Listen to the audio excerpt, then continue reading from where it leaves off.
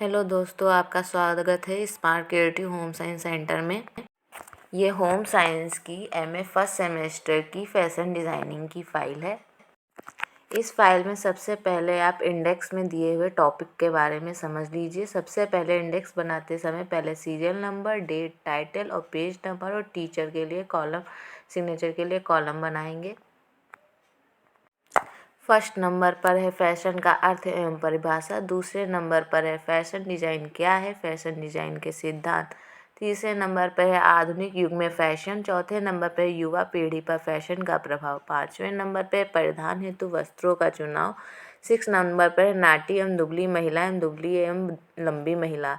7 number पर नाटी एवं मोटी महिला। 8वें नंबर पर औसत लंबाई एवं दुबली आकृति वाली महिला, लंबी एवं मोटी महिला। इस टाइप से हमें फाइल बनानी है। नाटी एवं दुबली महिला, दुबली एवं लंबी महिला, नाटी एवं मोटी महिला, औसत लंबाई एवं दुबली महिला। 6 से 8 तक की जो टॉपिक हैं उसमें महिलाओं के कैसे परिधान होने चाहिए, उनके लिए कैसे उचित परिधान है, इसके बारे में इस फाइल में लिखा जाएगा। यही फाइल में मैंने समझाया है। हेलो फ्रेंड्स, आगे हम नेक्स्ट पेज पे चलेंगे इंडेक्स के। 9 नंबर पर है मोटी महिला के कैसे परिधान होने चाहिए, परिधान के लिए वस्त्रों का चयन। फिर 11 नंबर पे माता के वस्त्रों का चयन। 12 नंबर पे पुरुषों हेतु परिधान का चुनाव, वृद्ध व्यक्तियों के वस्त्र चयन। फिर 13 नंबर पे व्यवसाय के आधार पर। 14 नंबर पे दही जमाने की प्रक्रिया। 15 नंबर पे browning and fruits vegetable. 15 number के बाद ब्लंचिंग फ्रूट्स एंड वेजिटेबल्स टॉपिक आप लोग बढ़ा लीजिएगा, उसे 16 नंबर डाल दीजिएगा। इस इंडेक्स में छूट गया है। इंडेक्स का पेज पलटते ही सादे पेज पर एक अच्छा सा चित्र बना लीजिए या फिर एक अच्छा सा फैशन डिज़ाइनिंग की महिला वाला चित्र चिपका लीजिए सादे पेज पे। इसके बाद इसके सामने जो लाइनिंग वाला पेज है उसमें आप फैशन का अर्थ एवं परिभाषा लिखेंगे। ये आपका 2 पेज पे आएगा। नेक्स्ट पेज पर फैशन की इंग्लिश में डेफिनेशन लिखेंगे। अगले नेक्स्ट पेज पर फैशन का प्रभाव लिखेंगे। इसके बाद फैशन से समाज को क्या फ़ायदे हैं, फैशन के समाज को फ़ायदे के बाद फैशन के प्रकार लिखेंगे। फैशन के प्रकार लगभग 15 हैं, वो नेक्स्ट पेज तक आएगा। इसके बाद फैशन डिज़ाइन क्या है, फैशन डिज़ाइन के बारे में लिखेंगे। देखिए दोस्तों, हम हेडिंग के बारे में आपको बता दे रहे हैं, बाकी व्याख्या एज इट इज़ लिखनी है। 9 पेज नंबर पर है फैशन डिज़ाइन के सिद्धांत एवं संतुलन, और उसकी व्याख्या आप देख के लिख लीजिए।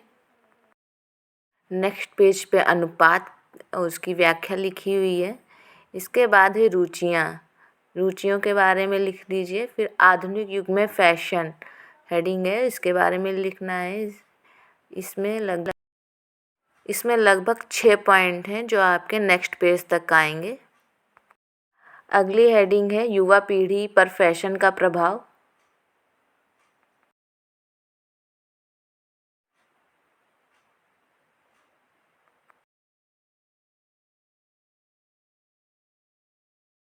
अगला टॉपिक है बच्चों के कपड़े चयन करते समय प्रमुख बातों को ध्यान में रखना चाहिए। इसमें भी लगभग 6 पॉइंट हैं। नेक्स्ट पेज पे परिधान हेतु वस्त्रों का चुनाव। परिधान हेतु वस्त्रों के चुनाव के बाद वस्त्रों के चुनाव के लिए आइसोबलविगेट ने निम्नलिखित बातें कही हैं। उन्होंने निम्नलिखित बातें, पहला पॉइंट, वस्त्र प्रयोजन के उपयुक्त हो, वस्त्र टिकाऊ हो, वस्त्र जलवायु के अनुकूल हो, वस्त्र सुंदर व आकर्षक हो। 5th नंबर पे वस्त्र प्रचलित फैशन के अनुसार हो, वस्त्र संरक्षण एवं देखभाल आसान हो, वस्त्र धोना सुखाना आसान हो। ये 5-7 पॉइंटें उन्होंने कही हैं। इसके बाद शारीरिक रचना, टिकाऊपन, बजट के अनुसार हमारे वस्त्र परिधान होने चाहिए, इसके बारे में हेडिंग्स लिखी हुई हैं। तीसरी हेडिंग है योजना। इसके बाद समस्यात्मक शरीर के अनुरूप परिधान योजना।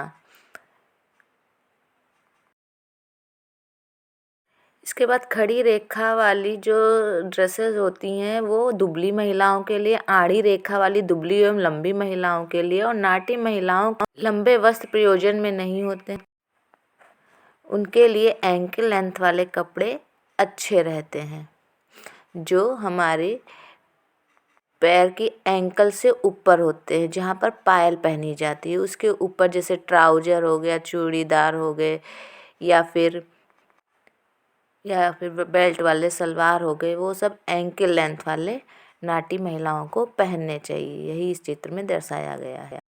जैसा कि आप इस पेज पे देख सकते हैं, नाटी एवं दुबली महिला का परिधान कैसा होना चाहिए, दुबली एवं लंबी महिला का परिधान कैसा होना चाहिए।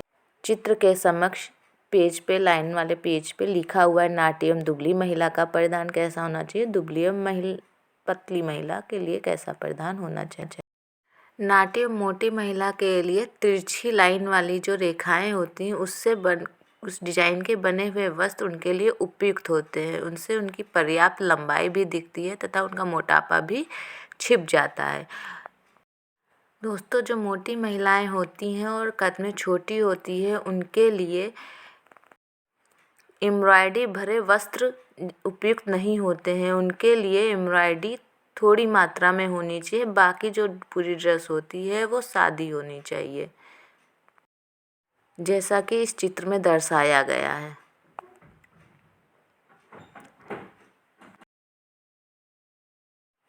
वक्र रेखाएं औसत लंबाई एवं दुबली आकृति वाली महिलाओं के लिए उपयुक्त रहता है। वी आकार की भी रेखाएं दुबली आकृति वाली महिलाओं के लिए इस डिजाइन के बने वस्त्र एवं परिधान उपयुक्त होते हैं।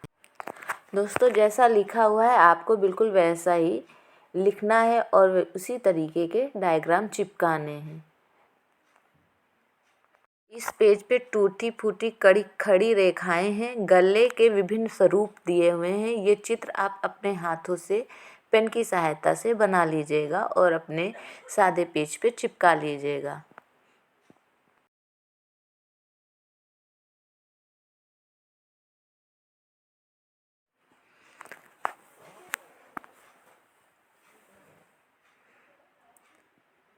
आपको इसी तरीके से पूरी फाइल लिखनी है, इसमें कुछ भी आप अधूरा मत छोड़िएगा, वरना आपकी फाइल पूरी नहीं मानी जाएगी। इसमें रूप, वृद्धि के अनुरूप, ये सारी हेडिंग, माता के वस्त्र का चयन, पुरुषों हेतु परिधान का चुनाव, वृद्ध व्यक्तियों के लिए वस्त्र का चुनाव, उसी की तरह उसी में सामने उसके चित्र चिपका देना है। नेक्स्ट पेज में जलवायु के आधार पर वस्त्रों का चुनाव, व्यवसाय के आधार पर वस्त्र का चुनाव। इसमें लगभग 10 पॉइंट हैं। फिर है शरीर के आकार के आधार पर वस्त्र का चुनाव, फिर है घर के वस्त्र, विद्यालय के परिधान। यहाँ पर फैशन डिज़ाइन की फाइल समाप्त हो जाती है। अब इस पेज पर दही जमाने की प्रक्रिया के बारे में लिखा गया। घरेलू प्रक्रिया तथा व्यावसायिक प्रक्रिया। घरेलू तथा व्यावसायिक दही उत्पादन में सामान्यतः अज्ञात संगठन का जामन प्रयोग किया जाता है, जिसके द्वारा उत्पादित दही का संग्रह काल अनिश्चित होता है। इस प्रकार जामन में सामान्यतः 4 प्रकार से जामन जमाया जाता है। यहाँ पर ब्राउनिंग फ्रूट एंड वेजिटेबल्स आ जाएगा। इसमें जब हम सब्जी और फल को काटते हैं तो वो थोड़ी देर बाद ब्राउन होने लगते हैं, जैसे आलू, बैंगन, केला, अमरूद आदि। ये प्रक्रिया किन एंजाइमों के कारण होते हैं, इसके बारे में इसमें विस्तार से वर्णन किया गया है।